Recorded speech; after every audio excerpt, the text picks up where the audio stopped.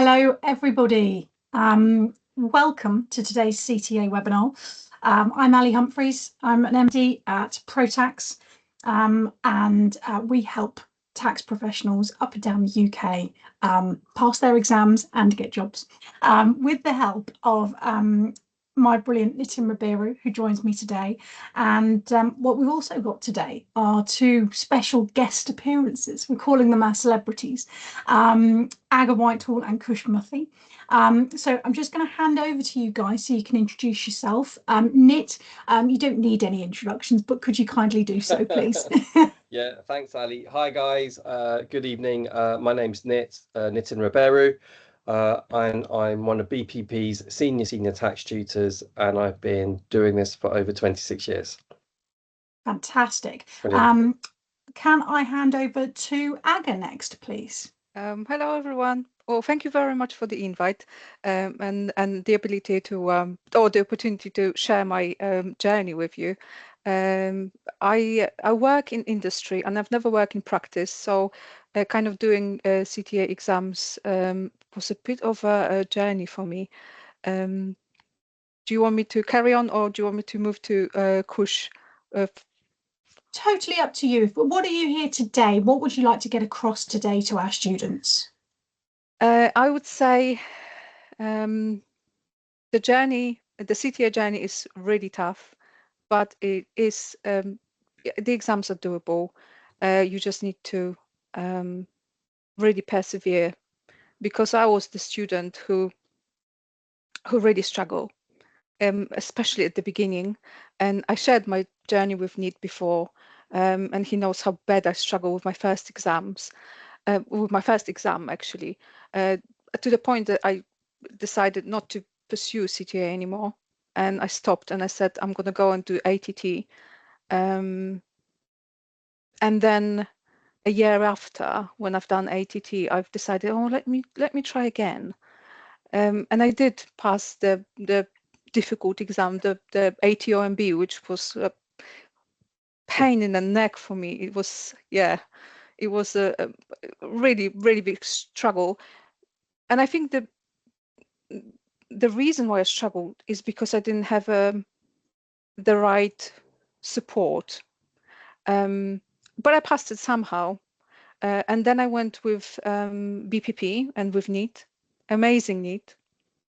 And I've done AT, large corporates exam, and then I've done APS OMB. Yeah, and it was much easier. Yeah, it was much easier because of the support I got from NEET. Yeah. Yeah, and just to let everybody know that Aga was an attendee on these exact webinars, right? Yes, I was, and it was extremely useful, and the experience that people shared and the tips that they've given, I was just frantically writing it down to remember. It was really useful. Fantastic, thank you. Kush, could you give yourself a little intro for us, please? Hi everyone, my name's Kush. I work in private client tax. So I started working in tax in 2020. I started in VAT at RSM, and then I transferred over to the private client department in 2023, and now I'm at Mercer and Hull. And I finished CTA in May 2026. As you can tell, it took me 6 years. So, and I passed the exam I struggled the most with, which we had to talk about, is APS, and I passed that on my third attempt, which hopefully gives a lot of the students a lot of relief that you're not the only ones. I know one of my colleagues, she passed on the fourth attempt. We passed it together. So it is a difficult exam. I'm here to share my journey, share your frustrations, hopefully give you some hope. At this stage, I believe you need a lot of hope. You need to believe that it's possible, which is why I got from when I did my day one session with Nitin. I didn't know whether I was going to pass it or not in May 2026, but at least I knew at that point that, okay, this is possible. So that's what you need to believe. Like Nit says, all the time and in his notes. But the first thing he said is you need to believe, you need to be positive, and hopefully what we do today will give you that hope, will give you that belief, perseverance to keep on going.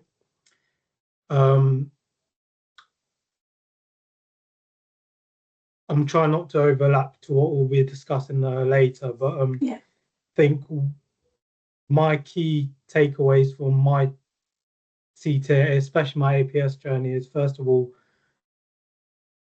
believe that your tutor has your best interests in mind, no matter how much telling off you get. Everyone knows net or some of the other tutors, you will get a lot of telling off, and you just need to put up with it. Eventually, you get told so much, so you get told off so much that you become numb to it. Yeah. And at that point, you're not just passing CTA to like get CTA. You're just passing CTA to stop getting told off. So when your tutor is telling you off, you need to believe that your tutor has your best interest in mind. It takes a while, but once you start believing that, it will save you a lot of time, and you will just get over the telling off and get back to the action points that your tutor have given you. Yeah.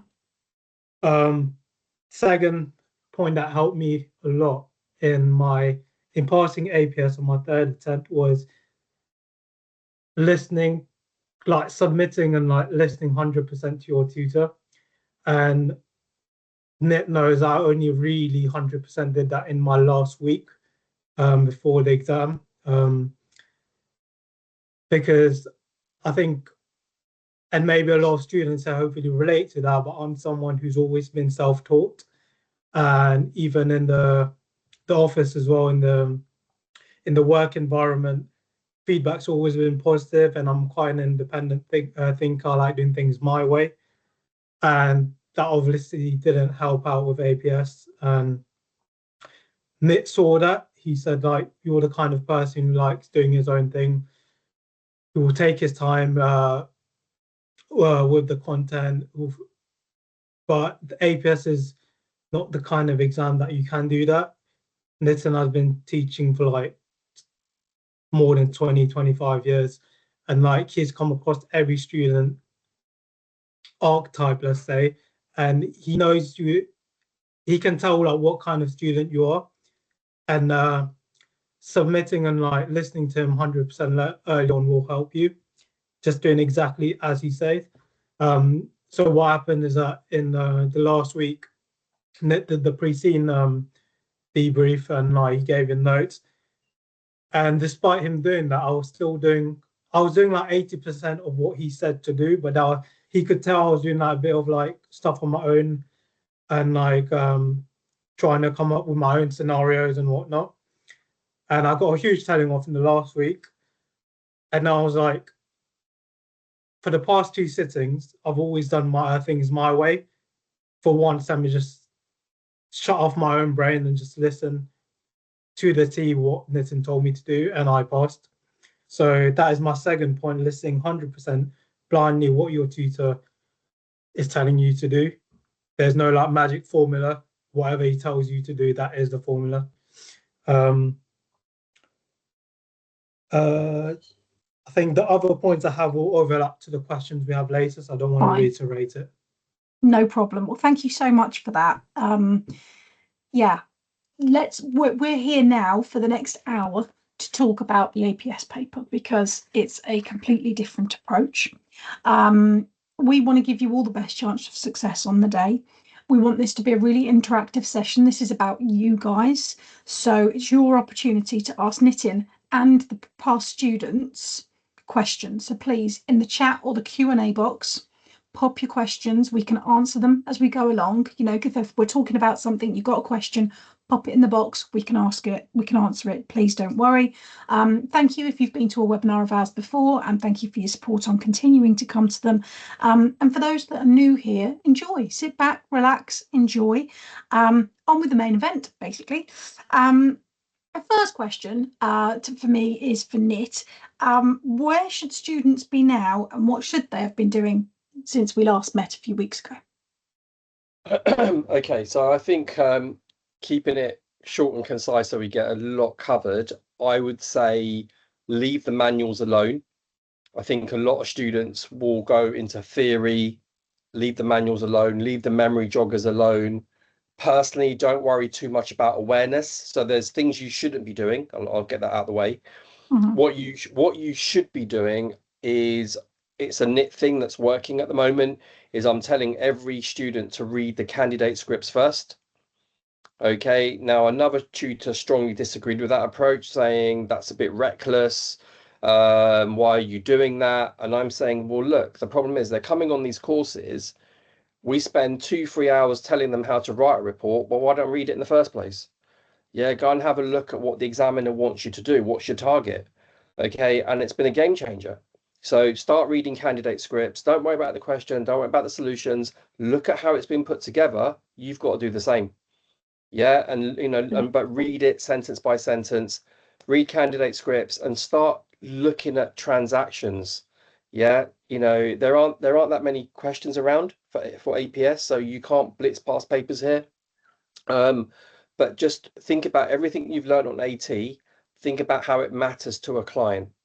Yeah, so convert your AT questions into APS mini scenarios and just start issue spotting phase 1. Okay.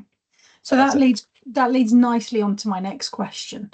So for everybody here, what is the main difference between the AT paper and the APS paper? Fundamentally, you've got to write a report or a letter. It's all about advice. The reason most good students will fail and will continue to fail this exam is at some point during the exam, the APS brain switches off and the AT one kicks in. And you feel very secure in displaying your knowledge because that's what we've done all our lives. You do that in APS, straight fail. Yeah, you've got it's the same content, it's the same syllabus, but you've got to make it client-centric. That's it. Keep it client-centric. Ali, I'm going to jump in. I'm going to do this. So look, I had a student argue with me a couple of years ago where when we were doing the planning, Kush, Aga, you might remember this example. When we were planning, it was about someone wanting to go into business. And it was really clear, Ali, that being a sole trader was not an option. Yeah, so if you were doing an AT paper, you would have written one line. Sole trader, not relevant, jump in, get to what you need to do. In an APS, you have a report can only be a report, or advice can only be advice if there are options. Do you turn left? Do you go right? Do you stay where you are? So you had to write about the sole trader, yeah, so that you can then bring out the conclusions, the evaluation, why it wasn't appropriate. Does that make sense? If you didn't do that, you're on a straight fail. Yeah, you're on a straight fail. So no matter what route you're doing, your examiner will always give you option 1, option 2, maybe option 3. Yeah, and you've got to weigh them up. And it won't always come down to tax either. So if you think actually that's a really good option, but it's a long term, you've got to really hang in there, put it in. Put it in, keep it simple. And I always say to students, what would you advise your mum and dad? What would you advise your best friend to do? What would you do if that was your money? Yeah, bringing that technical empathy in, Ali, game changer. And I think something you've said before is what the CIOT are looking for is, can they sign this off that you can be a tax advisor? Perfect. Yeah. So they are looking, can you tomorrow, if we pass this exam, can you confidently sit in front of a client and provide them with tax advice? And they want to see you doing that. They don't just want to see that you technically know what's behind it. They want to see how you're advising your client. Absolutely. They want tax impact. They want tax impact, and they want the cash position. How much can I go and spend? Yeah. Yeah, that's it. Yeah. There is a question from the audience. It's sitting the APS individual paper with the advanced technical individual exams. They're asking for tips for revision. What we'll do, Ali, today, what we'll do is, firstly, I don't recommend you do both at the same time. What we're going to say, so we keep it moving today, is they can email me at cta@bpp.com. And I can have a one-to-one chat with them because we want to really hear from Aga and Kush. Fantastic. Okay, so Harry, if you can do that, cta@bpp.com, and Nick will help you with that. Okay, so first question is to Aga. What was your biggest concern before sitting the APS paper? The fact that I've never written a report in my life. The only advice I was getting was advice on the emails to my colleagues at work. So yeah, that was just massive. I was thinking, I'm never going to pass this exam. There's no way I'm going to produce a massive report during the exam, and the exam stress, exam condition. Yeah, but then when you start working through it, it kind of falls into places. And when you learn certain skills for this exam, it just makes sense. And like during the exam, I didn't produce a very long report. That's why when I spoken to Nit after the exam, I said straight to him, I'm going to fail this. I don't think I've covered everything. But then I know that I've used the time during the exam not to waffle too much, and I every little sentence was I really made sure that it counts. So yeah, that was my biggest concern, and my nerves as well. I'm an extremely nervous student, so naturally, yeah, that's fine. Yeah, but I think I'm more than anybody else. Oh, well, you're on a webinar you're live in front of thousands of people. Oh. Kush, what about you? What was your biggest concern entering the APS exam? My biggest concern was, is this exam possible? I think having failed it two times, it does take an impact on your morale, and you start getting doubts. But and I told Nick this after day one, obviously he'll call you. And then the process we learned on day one, that's when I felt confident that even if I don't pass in May 2026, I will pass at some point, because now I've had like this eureka moment. Also, it's now become a lot more clear on how to approach it, and the step-by-step process. Like, he'll talk about the WMAs, which obviously every student says like game changer. He'll probably talk about it more later, and then like reading line by line and dissecting questions. So being given that process, that step-by-step method on how to approach the exam, that made me obviously not be prepared for the exam on day one of tuition, but at least have that confidence that this is possible, and just the confidence to keep on going. So removing my doubts from the exam on whether this is possible, that was my biggest concern. In terms of just tying off quickly to what Aga said, like, I'm the opposite of her. I've actually written quite a few advisory reports before in the work environment, and this is what confused me a lot, because in the work environment, I've had like really good feedback. The partners really love me, and like, but here in an advisory exam, a report exam, this is my third attempt. Like, what's going on? And that's when like Nick helped me realize that the way I would write a report in the real world is different than I'd write it in the exam. In the real world, you have time to explore every scenario, to basically leave no stone unturned. You're not going to really just brush something off quickly. You're going to go probably a bit more in depth. You're going to think about it. You're going to talk with your colleagues. You're going to go down rabbit holes, which you shouldn't go down in APS. In the workplace, you can go, is encouraged, because you're meant to be providing value to the client. But with the time constraint that you have in the exam, you won't be able to pass that. And that's what I was struggling with.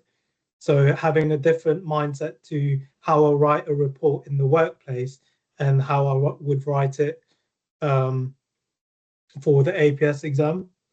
And that's what confused me a lot, because as Nick would know, like I would get really defensive. He would tell me, and that's why I would get a lot of telling off as to all his other students. But yeah, so that was a key point for me. Yeah. Those Well, 2 points. hopefully the audience can resonate with some of those concerns. So today is hopefully going to change the way of thinking a little bit. Let's talk about hours. I'll come to you first, Aga. How many hours, honestly, were you putting in, and out of over how many weeks of revision? So I'm very pedantic with that. So I had like a little table in Excel, and I wrote Like down Nick's every dream today. candidate. I wrote for every little day. I wrote how many hours I've spent studying and stuff. Normally, I would say on the weekdays, except for Fridays, I've never studied on Fridays, unless it was in the morning, but never in the evening on Fridays. But I would say about 2 to 3 hours on a daily basis, and then the whole weekends from 9 to 5, like a normal, working day. Yeah. And how many weeks before the exam I would say about 2.5 months. So yeah, I've put a lot of time in for each exam. Yeah. And you passed. Yeah, great. Oh yeah, I did. Yeah, I did. I passed APS the first time, which I was a bit surprised actually, given how nervous I was about this exam. But yeah, I spent a lot of time studying. Yeah. Excellent. And what about you, Kush? I would say like APS consumed my life. So if I'm not working, I'm like doing something APS related. So it was quite a lot. But I need to stress that just because I dedicated a lot of hours, that doesn't mean that all those hours were productive, as in I was spending time on the right things. And that's what Nick would direct me on, like you're not spending time on the right things, you're going in the wrong direction. So even if you spend a lot of hours, that doesn't guarantee you'll pass it. It's important to spend time on the right things. I think towards the exam, obviously the time increases, and then I'll take annual leave probably for like 5 days. So that would give me 7 days straight of like just for the exam. And then I'd say weekends, Saturday, Sunday, then it'll probably be like 5 hours each. And like in evenings, probably 2, 3 evenings a week. But like I said, like it's not necessary that all the hours you put in are productive. So it's important that to be efficient with the time you allocate to studying. Fine. A question here is, how much time did you have to use to recap on your technical knowledge? Right. Probably that was the bulk at the beginning, so the first month, but it was quite high level. So I had Nick's notes, which he said just to like refresh your memory from those. So I just used those like 300 pages, I think, 300 odd pages with different scenarios. So it's tackling, so it's learning it, but learning it through scenarios that he has. So first month, I'd say, largely technical. Excellent. Okay. So learning on your technical, doing your recaps, and then after that, when you're sort of your next month to 6 weeks is your questions, you're writing down your impact and your advice. Is that right? Yes, and in the first month we'd start doing the NITS WMAs, so we'd gradually start producing that. So essentially, you prepare like a bank of those WMAs that you can tailor and adapt to like different case studies. So that would be a bulk of the preparation too. And then reports would generally be like it says 1 report a week. I don't think I did 1 report a week, but I probably missed a few weeks and but I would do like in its additional ones as well. So total probably I wrote like 8, I think. Fine. Good. Okay. Let's move on to pre-C. I'll go to Aga on this one. What did you do with the pre-C in the 2 weeks before the exam? Well, I was going through the notes that Nitin produced for us, and they were amazing. Yeah, when I saw pre-scene, I started feeling a little less nervous because it was one of my favorite topics. But yeah, it was just using needs because Neat produce like a scenarios for the pre-scenes. So I was using that mainly that really, to Okay. be honest. Yeah. Kush, any different from that? No, I was going to say I didn't do anything. Nick did everything for us. Yeah. He he like so I mainly went through those pre-scene notes. I think we got lucky. It's the first time that Nick did detailed WMAs for us to apply in the exam, and which was really useful in the exam because pretty much everything came up. It was what that pre-scene information was basically what came up in the exam. So because he drafted the WMAs, we'd be practicing those, and I'd have like practicing and repeating those WMAs just helped me in those exams. So I was mainly going through his notes. Yeah, that's pretty much it. Excellent. Ali, sorry, Yeah. can I jump in? Can I just talk about these WMAs because they're coming into the chat? Is that all right? Absolutely. I was just about to say exactly the same thing. Sorry. Right. Okay. So basically, with the pre-scenes, I just want to add in a few caveats. I do not have the magic touch. Yes, you do, Neat. No. So when I get a pre-scene, I will use all my experience, and I get a few friends to help out. Ali, you know who those friends are, okay? And we basically, I'll say, look, I've got this transaction. This is what I think is coming up. This is what I think could come up. It's like a memo. I see the pre-scene as a memo to a meeting, and that meeting can go in a million directions. Okay, so and the class know very clearly. I caveat from the moment I start my pre-scene debrief and say, look, this is what it looks to me, but I also spend the equal amount of time on randoms. Yeah, and say, well, look, okay, that's too obvious. Let's go crazy. Yeah, let's go crazy. And so, and the key to passing this exam, like Aga beautifully mentioned, she's never written a report in her life. Kush writes reports for a living. Yeah, it doesn't mean you're going to fail the exam or pass the exam. You've got to come in the middle. That's why you've got to read those candidate scripts. It's such a big thing. Start reading now, print them out. Don't care what any other tutor says. Okay, just it will help you. Then the WMAs are written model answers. Now, these guys know I'm really strict on this. What I don't want a student doing is just having random text. So I got these guys to create clients. We had fake clients. I don't know whether you use my ones. So I had Bob the Baker, I had Ant and Dec the partnership, and I had Libby and Libby Limited, which I'm Libby obsessed. And so Libby's the shareholder. And so basically, I then said, right, look at the transactions that Bob the Baker might do. Incorporation came up in May. We covered incorporation with Bob. So when they see another sole trader, I think in this one he was James, or maybe I don't know. So all you're doing is you've got this lovely practice rehearsed answer to a transaction. There are no numbers in there. You can do the calcs. There are no dates in there, but there's a template. There's a template that you can then revise. Okay, and these WMAs, I've helped students with LCG APS, IHT APS, individuals APS. They work because what it does, Ali, it gets you away from AT knowledge dumping rubbish into full-on attack client advice. Yeah, and these guys bought into it. Yeah, so it helps. Written model answers, WMAs. Written model answers. And a question for I'll take this one to Kush. Was there anything in the pre-scene that turned out to be irrelevant that you spent time on?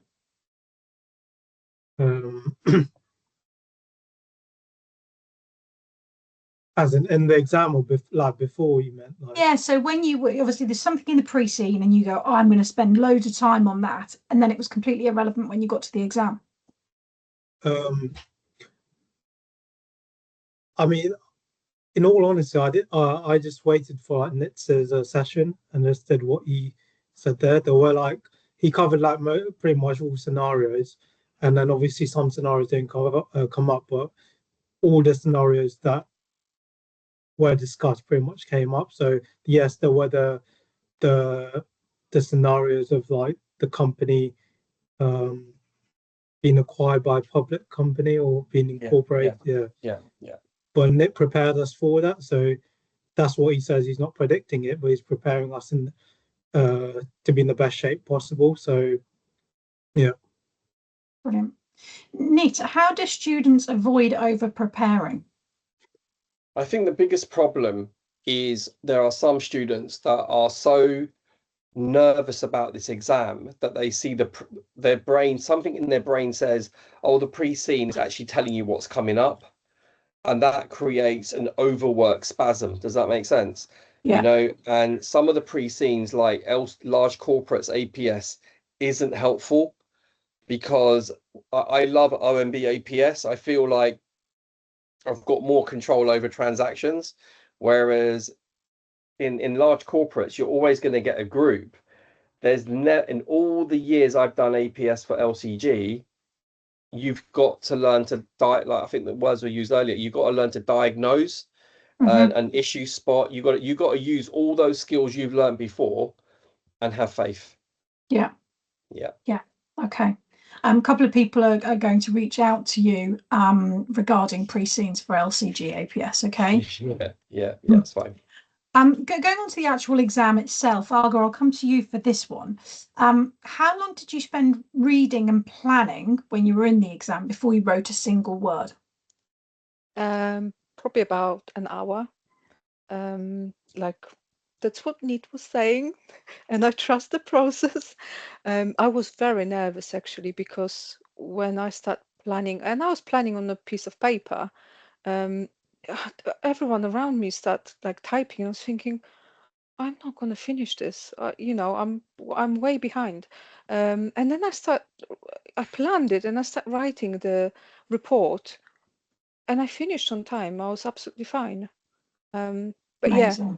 yeah, it took me an hour to plan it. I probably could have cut it a bit shorter, because there was stuff, well, quite a lot of stuff come up, so from the pre-scene. So, but yeah, I took an hour.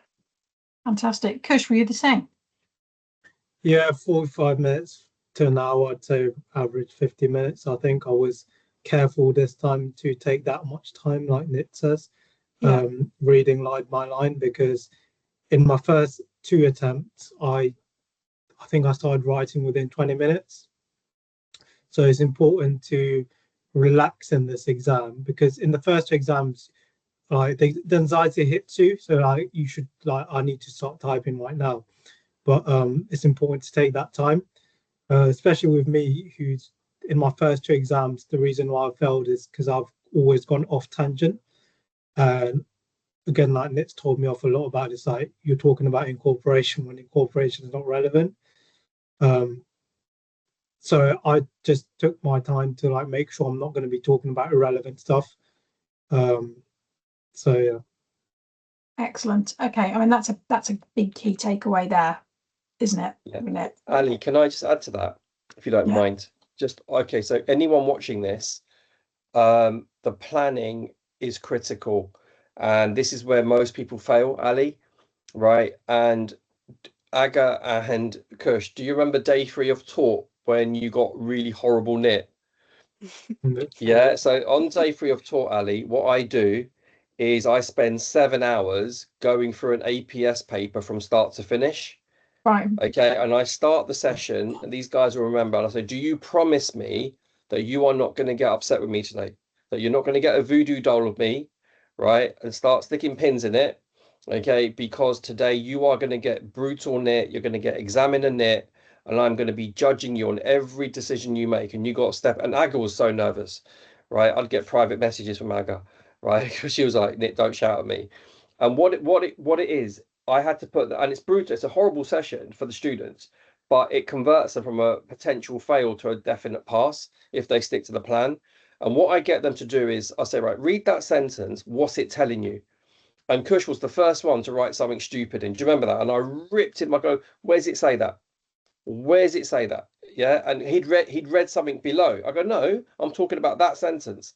Where, and he goes, it doesn't. Well, why are we having this conversation? And it kind of set the tone quite quickly for the whole day. And then we were going into the main question, and I'd make them read every sentence, right? I go, what's that sentence say? And again, it was Kush and a few others who were like, oh, it's going to be this. And I said, where does it say that? Where? And it goes, and tell me, so what, this is what happens. Most students, and if you know, I use this word, technically hallucinate. Does that make sense? They think it's that. They make it, and I said, look, don't make any judgments. Just read the question sentence by sentence. You only read the question once, okay? And just data grab what do you think is that important information? And that's what these guys did, and that's why they passed, because they stuck to the hour. Okay, and when you finish reading the question, these guys know what I say. Take a deep breath. I don't know whether you did this next bit, but I told you guys to just 10 minutes, just don't do anything. Just calmly look at what's in front of you. What does the client want to know? Process. Yeah, and that's how you take control. And what a lot of you guys who are on this session right now, you're obsessed with, I need to write a 20,000 page report. You don't. It's about the quality. Like what Aga says, every sentence has to hit. That's why you've got to practice these written model answers. Okay, so that you're delivering on what the examiner wants, what the client wants. That's key. You know, and the biggest problem with a lot of APS students is they're making, oh, this is what I've got to talk about. They haven't finished reading the question. Yeah, and that's a big problem in planning. Okay. Yeah. Kush, a question from the audience for you. When you've realised you're going off tangent, have you got any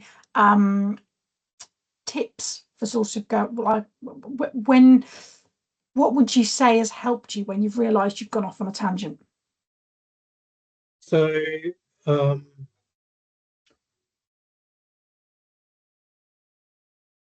in its pack, there's like this is packages for free. There's like experiences from like different students, and I think it's important to read that because you'll more times than not you'll see you fall into one of these.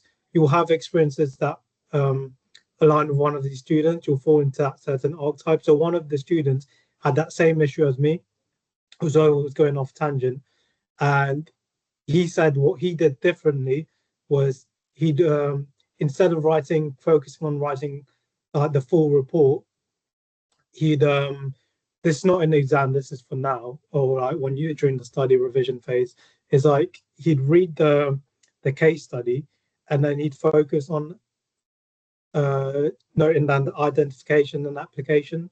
I think it was mainly the identification of the issues, and then he'd check it against the mark scheme, what he got right, what he managed to spot, and what he didn't. And if he didn't, then he'd go back to the question and try and find key words that would have made him being able to identify it.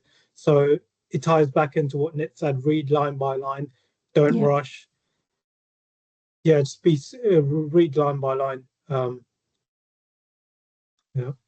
Excellent. No, perfect. Okay, thank you very much for that. It's definitely helped explaining that. Thank you.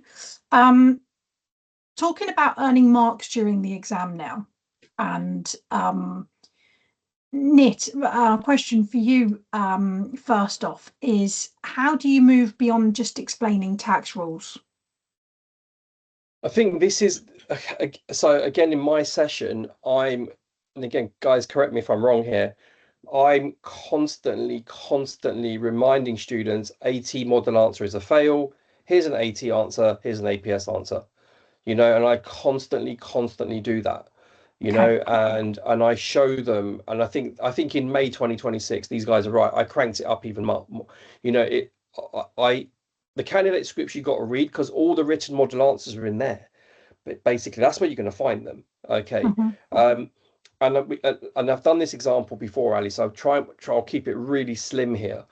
So if we're talking about a shareholder and business asset disposal relief, anyone who's done individuals AT, OMB advanced technical, you know your tutors are going to tell you chargeable disposal, material disposal, ream off all the conditions, you're going to pass AT, put the claim in. Okay, that's AT. So Ali, if I was doing an APS paper, I wouldn't mention the word chargeable disposal. Client doesn't care. Okay, I wouldn't mention the word material disposal. Yes, it's relevant, but the client doesn't care. I would simply say to the client, you have disposed of your shares.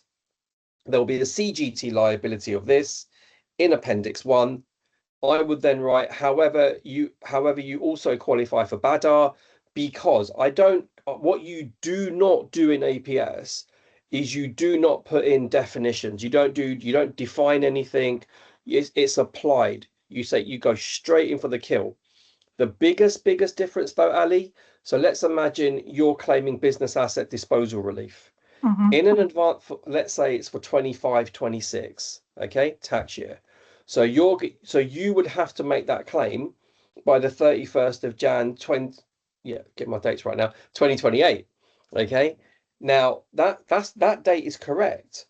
But if you wrote that in APS, I don't think the examiner is going to be amused, because what happens, you've got to file your tax return by the 31st of Jan 2027, right? Okay, and so you file the claim after the return. You make the claim after that. So what we teach on AT doesn't make sense in APS. What impresses the examiner is you tell the client, look, you've got until 2028, but if you make the claim in your 25-26 tax return, you get the immediate cash flow benefit. Does that make sense? See, that is what the examiner wants. You've made it client relevant. It's all about cash. It's a commercial point. Boom. Yeah. Yeah, it's bringing that. It's value added. We don't need value added for AT. We need it here. Yeah. So that's a big thing, massive thing. Okay, brilliant. You've answered a couple of my questions there, actually, so that's Okay. helpful. Thank you. Just a quick question for Aga. Are there any phrases that you deliberately dropped when you were doing the APS? Because obviously you're writing for a client, not a marker. So is there anything that you deliberately stopped doing? To be honest, I didn't use very technical language. I kind of had in my mind that I'm writing a report for my husband, basically, who has no idea about tax. And I think what happens now, like thinking about that, what helped me during the exam is the fact that English is not my first language. So I had to, like, under exam stress, I was using quite a simple language, I would say. And I think this helped me actually, because during the AT exam, it was slightly different. I was like using a bit more technical language, but during APS exam, yeah, I would say quite simple language and not really a lot of technical jargon. Yeah, great. Well, that's it, because I suppose from a client's perspective, whenever I speak to my tax advisor, I want headlines. I don't want jargon. I don't want technical. I want what it means to me commercially, what it means to me financially, and I want to know when I've got to do things, right, and why. So I think that's really important, and I love your analogy of as if you're giving your husband tax advice. I think that's really, really good. Did you use that similar methodology, Kush, or was there anything you need to add to that? Yeah, pretty much the same. I think this was before I joined Nitin, in one of his podcasts. Please do listen to this with like Jack Bonell. That was quite helpful. He says, you have to go to the exam and like advise as if you're advising your dad. So pretty much same analogy: dad, husband, friend, non-tax individual based. Yeah. Listen to this, guys. This is so important that you think about how you are advising the client, and the client doesn't need you to outline all the technical stuff. You don't need, what the examiner is not looking for your technical knowledge in the APS exam. They're looking for, can you step out of here and be a tax advisor at the end of the day? Can you sit down? And your client doesn't want a list of conditions. Your client wants to know what's applicable to them, right, Nit? Yeah, Ali, brilliant. That's I literally want to talk about two questions that have just come through, which I think will help this is really important, guys. You need to hear this. So the first question was, It was using the example with BADR. Would you not explain why the client can claim BADR and list the conditions and apply it? This is really important. So go back to the BADR example. What did I say? I said you will qualify for BADR because, yeah, what students are doing, and the examiner hates it for APS, is what some students are doing is they're defining BADR. They're putting, so let's do the shareholder one. So some students will write the shareholder needs to own 5% trading company for the last 24 months and must work for the company. So they've done the theoretical bit in, they're happy. The examiner's thinking, what a muppet, you've just wasted time. What the student should have done is said, Ali, you qualify for BADR because you've held 5% in your company, which is a trading company, for the last 24 months, and you're the MD. Does that make sense? You don't need to, yeah, you don't need to double write. Yeah, you don't. So there's this obsession. And I had another student come in and say, using the BADR example, do we not need to show the examiner we know the conditions? No, you show the examiner that the conditions are relevant to your client. Yeah, you've got to apply it. Okay, that is key. And that's for every route, whatever APS paper you're doing. That's why a lot of you are running out of time. You're overwriting, you're double writing, you're not attacking it. Yeah, cool. I think my next question was, why do so many students fail the APS exam? And I think it's because people overwrite, list a load of technical jargon that the client would not want. And the examiner is saying, you're still listing a load of technical knowledge because it's not quite fully there and you've over prepared. And actually what we want you to do is be able to offer some advice to a client. Is there anything you guys want to add to why people fail the APS? Well, Nit? I agree. Oh. I agree with. Oh, sorry. Yeah, No, I agree go with on. you, Ali. Yeah, probably the fact that people don't switch from the AT brain to the APS brain, and it's an exam. It's an exam that teaches you different set of skills. And I had this conversation with Nit because I really wanted to do APS large corporates, and he was like, but you've done AT, you're not going to learn any more of or large corporates, like knowledge-wise. This exam is teaching you like different set of skills, which is the advisory really, and putting this device for your client. That's why I switched to APS OMB, and I'm so glad I did because it did pay off. Yeah. Anything to add, Kush?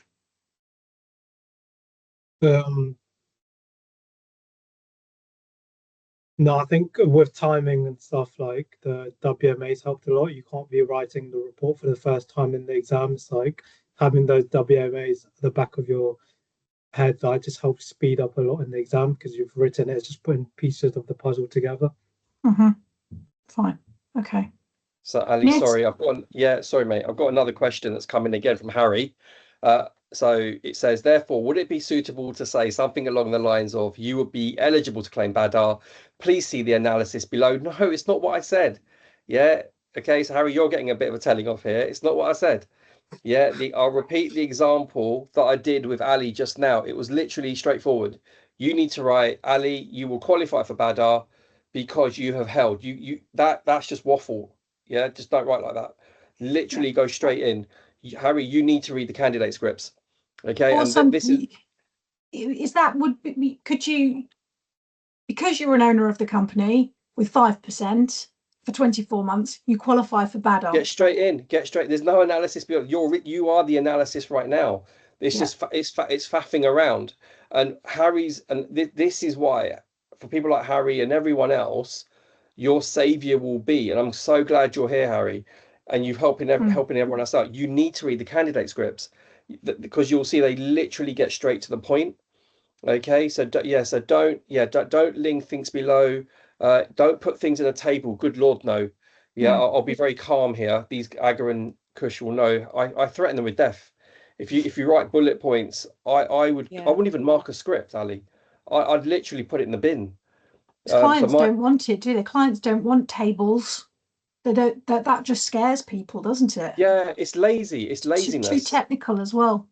Yeah, and it's lazy because people don't want to write. So let's put it in a table,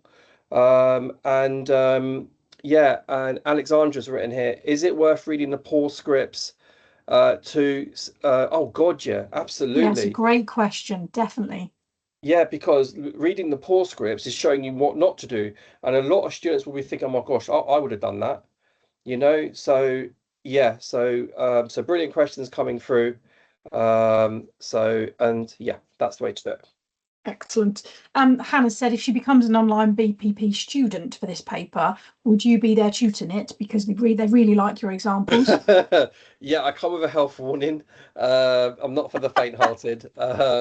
Yeah, OMB APS is what I currently teach at BPP, and I support the CIOT with LCG APS. Yeah, yeah. So yeah. Okay, great.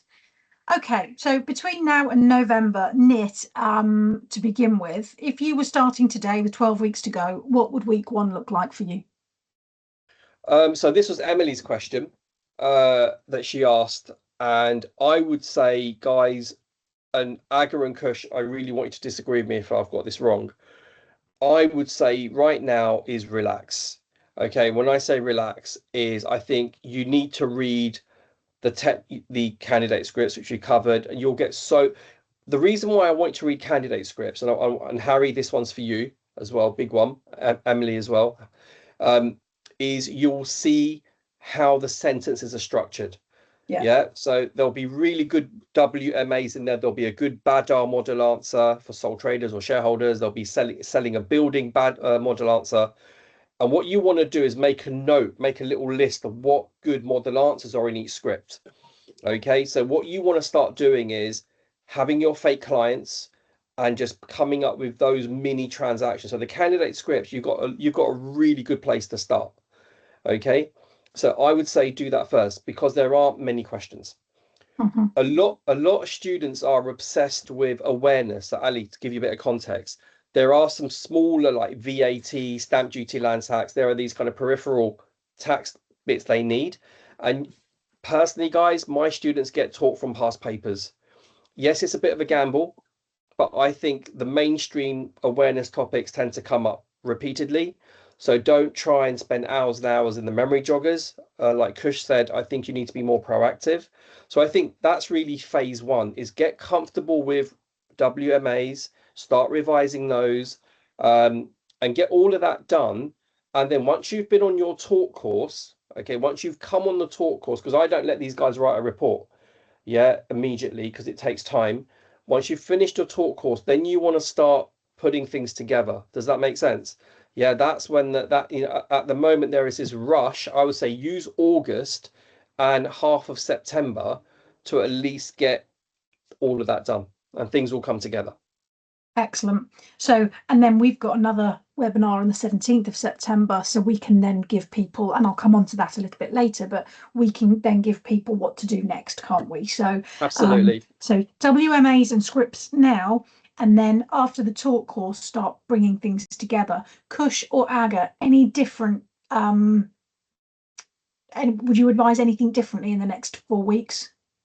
No, I would say follow the process that Nita is telling you. Yeah. I did use this time as well to revise my technical knowledge because I've done 80, although I've had many attempts at 80 OMB, I had a year break because I was doing the 80 LCG and I failed it once, so I had to like resit it. So I had a year of a break. So I was doing a bit of a revision on my technical knowledge within this. I would say if I was doing it now, I would be revising a bit of a technical knowledge as well. Unless you've done the 80 OMB before in May, then yeah, I wouldn't probably revise that much. Okay. And Kush, anything different? No, just do exactly as Nick said. Don't make the mistake I did and think that I know better or there's something else additional that I should be doing or there's something missing here. No, it's just literally that. Trust the process. Yeah. Perfect. Before we go on to the next question, we've had a question from the audience. When it comes to things like share schemes with lots of conditions, which may not all apply, example, company exceeds £30 million turnover, would you only discuss those relevant and state something along the lines of, we can discuss the remaining conditions if you decide on this option? Would one of the students like to, past students like to answer this, or Nick, would you like to? Can I jump on this one, guys, if you don't mind? So, yeah, I think on APS, they won't leave you hanging. Yeah, the examiner will be very clear. It will either apply or it won't. It's not that kind. On an AT paper, that could happen. I haven't seen it on an APS where they'll let you sit on the fence. Perfect. Okay, great. Question for you, Kush. How many full pass papers did you write under timed conditions? And was it enough? I think all the BPP ones, then the ones that Net said sets out separately. So that would be 6 or something, or 6, 7. Okay. Aga, how about you? Yeah, the same. And then I was just doing the going through the past papers and just planning it basically. But yeah, it was for the BPP. I've done all the mocks and additional exams that Anit provided and marked as well. And we've probably covered this slightly, but when you were going through past papers and marking your own work, what did you stop doing because it wasn't earning marks? Aga, you first on that one, please. Can Kush go first? And I need to have a little Yeah, think. absolutely. If that's okay. So, like I mentioned earlier, like going off tangent, and again, reading bylines, the line by line solves that. Second, like Nick said, waffling. I used to waffle a lot, and I think not telling, focusing on the like Nick says, the tax impact. So, I think a lot of time, I think there was a report that Nick reviewed, and then there wasn't like numbers in my executive summary. So, like making sure, putting yourself in the shoes of the client, and ensuring that the executive summary answers like their main concerns, and like their numbers there, something that they can action, like they can see what their net cash is. So I think so. Yeah, I would put the tax liability in, but then I wouldn't tell them like the net cash. So like, how much cash are they left in? So those mistakes I'm making. So excellent. Okay. Anything to add, Aga? It was similar to Kush, and I would say kind of trying not to put all this technical knowledge in. And or yeah, as I mentioned it before, kind of making sure that you write it to people, to the person that don't really have the tax knowledge, and it has to be kind of like a simple, plain English. Yeah. It's the simple theme, isn't it? Going through all these questions is it's got to be layman's terms, hasn't it? Yeah, and this like looking at a past the candidate scripts really help, because when you look at the answer the examiner gives you, you're thinking, there's no way I'm going to write this. But when you look at the candidate scripts, you're thinking, oh, this is actually quite simple. It's not too bad. It's doable. And I think this really helped as well. Brilliant. I love that. Again, it's that trust the process, isn't it? Yeah. Trust the process. The examiner doesn't need all the technical jargon. No one listens, Ali. Well, because I think personally, I've never taken the CTA exam, so I don't know the revision of it, and I don't know the technical, but it's drummed into you, isn't it, when you're in practice and when you're doing all your advanced technical exams, that you've got to know your tech. You've got to know your tax tech, and you've got to be, every interview you go to, they're technically challenging you, and there's a constant reinforcement, I think, in the tax industry that you've got to be good technically. And so what students are maybe trying to do is to prove to the examiner that they technically know their stuff. And I think sitting in on these webinars and understanding that the APS has a completely different approach is going to really help all these people to try and pass this exam. Yeah, no, I totally agree. I totally agree. And I think we've got a couple more questions here, Ali. Shall I just still pick them up? Absolutely, go for it. Right, so I think so here, and I won't go on to the AI rant again because I did it last time. Okay, but do you think AI is a good tool for marking our sample answers for some question practice. Guys, leave AI alone. Yeah, just leave it alone. It's, you know, there's enough resources there. Using in my, I don't care what other tutorial bodies are doing. In the world of NIT, if you're doing a tax exam and you're using AI, you're lazy. Okay. Yeah, I don't think it works. Kush knows. Yeah, you got to step into the boxing ring with APS. Okay, you can't bring your mum into the boxing ring and hide behind your mum, using that as an AI metaphor here. You've got to take the punches yourself. So yeah, you're overcomplicating. And AI doesn't get everything right either. So yeah, Absolutely, and so it's dangerous. it is. It's really dangerous. Another question and this is a really good one. Calculations in the exam. I find this bit the hardest. I get a wrong calc answer, but the advice is correct. Would we be penalized? Look, okay, and Aga used this word with calculations. Okay, you've got to decide which calculation you want to do and think about, does it have a good impact or a bad impact? The solutions, the official solutions, which my students are not allowed to read, by the way, I don't let them read them. Okay, but I know they do secretly. And the reason why is because it gets overwhelming, because I'll do like millions of calculations which you can never produce. Yeah, so I think if you get the calculation wrong, I do not care. I do not care. You'll drop a minor mark for technical, but otherwise it won't affect the whole impact. Okay, unless you've really got it wrong badly, you'll be fine. APS is not a calculations based exam, so yeah, so you shouldn't be getting anything overly complex and crazy. Right. Okay. Yeah. I'll pick up that question about doing mentally preparing yourself just in a moment. We're going to do a bit of a rapid fire now, just to sort of finish things off, if that's okay. Round robin, one answer each, no long explanations. Anybody? So listen to your tutor. We're going to ask these questions. One thing to start doing this week. Knit. Read candidate scripts. Aga. I would say revise technical stuff if you have to, or read candidate scripts as well. Excellent. Kush, any different? Relax, start believing it's possible. Believe. Love that. One thing to stop doing. Knit. Panicking. Aga. Drop manuals. Kush. Waffling. That's the only word that came to mind. Love it. Love it. This is stressful, Ali. I don't like it. One resource you actually would recommend. Who's this to? Knit. Examiners' reports. Aga. Needs notes. They're brilliant. Kush. I was going to say Knit's notes. Same thing. That's fine. Knit's notes is going to become a thing. And lastly, best piece of advice you were given. Kush. Oh,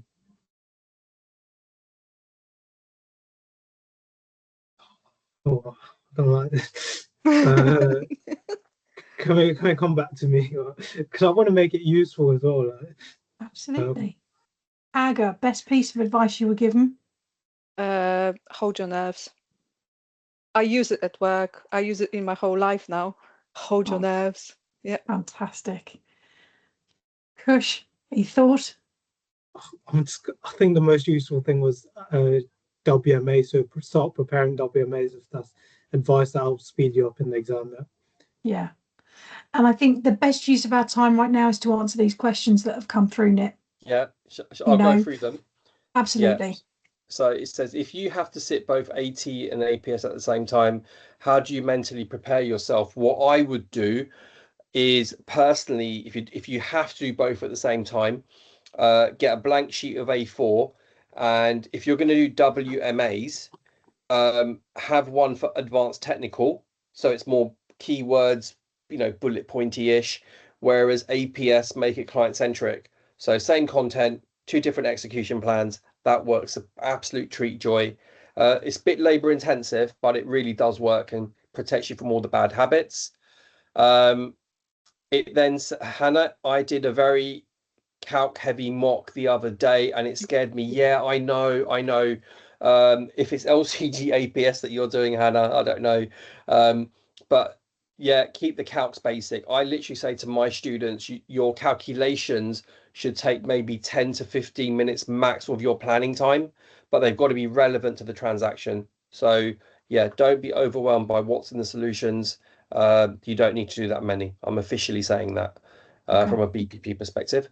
For LCG APS, when you are speaking to a finance professional, should you still be talking in simple terms? Absolutely. It's client centric. Yeah, so as long as it lands on. So guys, another quick thing here, any APS route, look at the structure. So for OMB APS, it will be sole trader, shareholder, partnership. For individuals APS, it could be someone who's UK long-term resident or not, or non-resident. Look at the type of structure you've got. And LCG APS, it would be UK parent, overseas parent, UK group, loss group, gains group, all of that. Then look at the transaction. Yeah, what you guys are not doing is you want to look at the tax rules. Don't learn tax rules, learn the transaction that the client's entering into, buying and selling a building, leaving the UK, coming to the UK. Yeah, so if that's how you pass APS, yeah, your confidence will build, you'll get better and better. And the last bit, which is the killer point Kush mentioned earlier as well, I think Aga did, tax impact. How does this affect your client? Yeah. Okay, they're going to give you different permutations. Okay, so Ali, going to come back to you. So Ali, if you said to me, I'm thinking of selling my house and we're going to move out, we're going to move out now, but we're going to sell 8 months later. Will that affect you, Ali? No, because there's a 9-month rule that even if you're not living in the house, you get this 9-month grace period.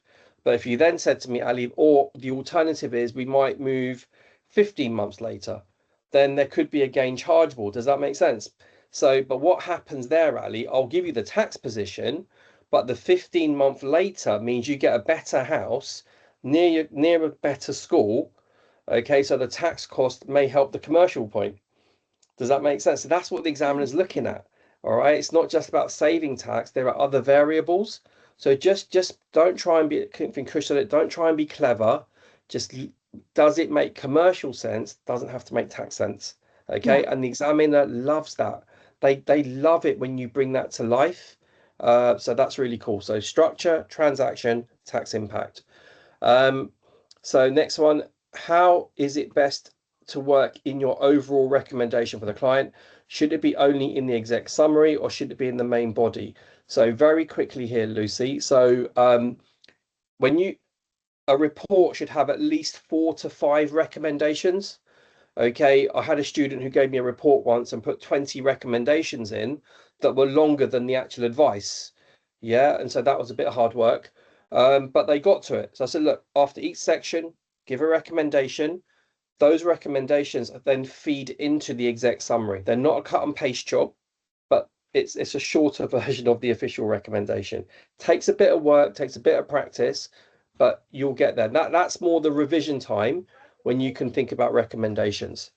For APS LCG, how relevant is the awareness module? Very, yeah, but you'll see it from past paper questions, VAT, stamp duty, land tax. They're like your main go-tos. Ali, to clarify, are WMAs just template points for scenarios? Yeah, absolutely. They're model answers. They're written model answers that you can then adapt, okay, to the client. Change the name, change the date, change the actual figure, but the sentence structure pretty much stays the same, stays core. Brilliant question. And Nick, remember you mentioned there are some free resources available to share. Yes, so Emily, I know I have, because of the wedding, I've been away. Yeah, I do have some free resources for LCG APS and OMB APS only. They're the only two that I have. But if you want just general stuff, I can send it to you. CTA@bpp.com. Yeah, Anthony, legend. Thank you. Excellent. Thank you very much, Nir. I really appreciate that. And I just want to say thank you very much to Kush and to Aga and to Nit for their time this evening. We do have our next webinar on the 17th of September, talking about revision tips, exam technique for all papers. So we will be going through that. It'll be a lunchtime session, so watch out. We'll send you the link. If you've registered for this, we'll send you the link. We'll also send you the recording of this in 24 hours. So, you know, if you want to go back and recap any of the hints and tips and really good guidance you got from Aga and Kush tonight and Nit, please do so.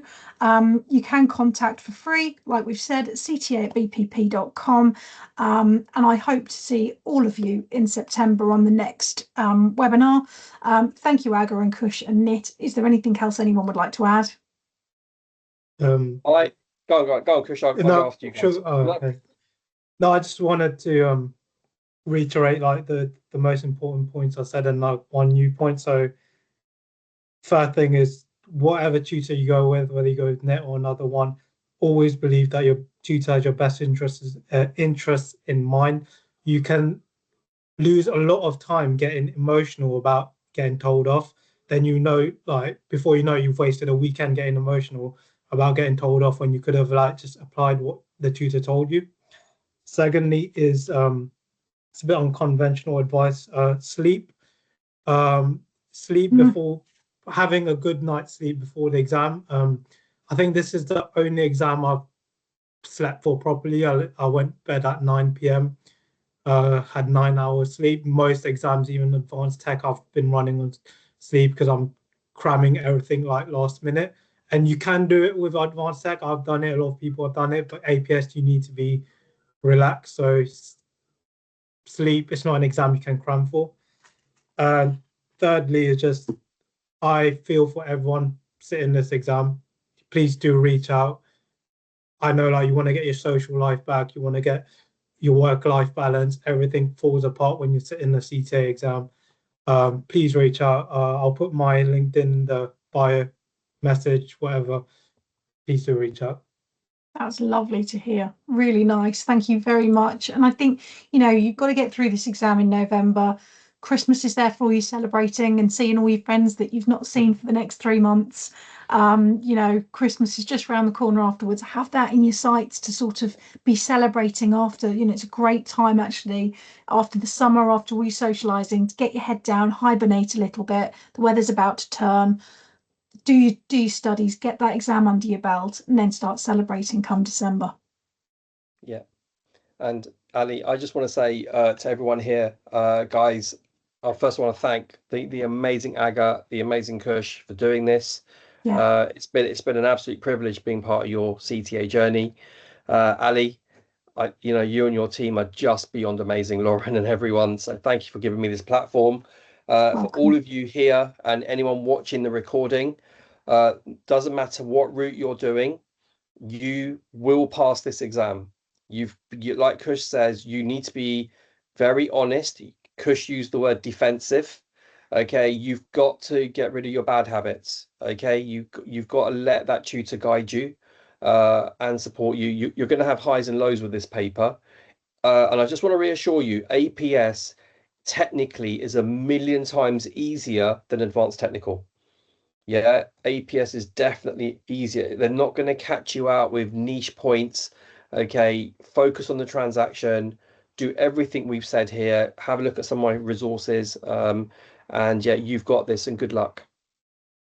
Thank you for your honesty and openness, everybody.